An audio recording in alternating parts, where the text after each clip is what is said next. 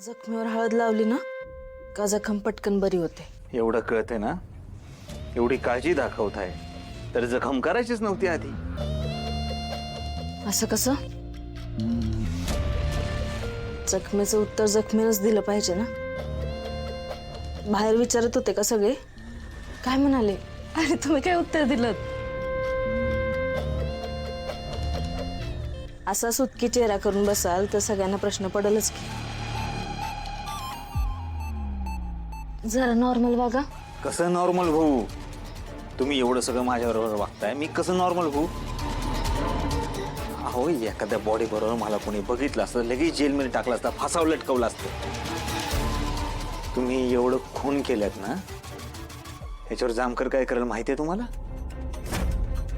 तुम्हाला फासावर लटकवल. हरकत नाही. माझं तुमच्यावर एवढं प्रेम आहे ना, मी जिथं कुठं जाईन तुमच्या सोबतच जाईन. मग ते फासावर का असं ना मला चालेल.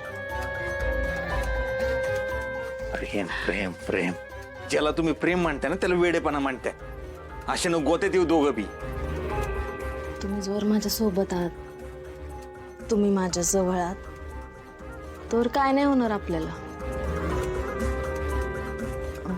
काय हो, त्या व्हिडिओग्राफरला कोणी मारलं? तो माधुरीच्या लग्नात होता ना.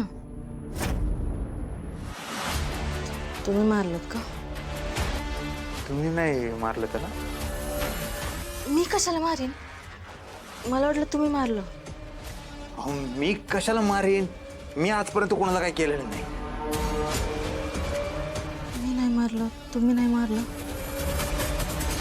म्हणजे आपल्यावर सूड उगवायला या सगळ्याचा फायदा घेऊन त्याला कोणीतरी मारलं असेल. कोणी मारलं असेल? जाऊ दे, हा खुनाचा विषय नको. बाहेर चला, जेऊया आपण आणि जरा हसा.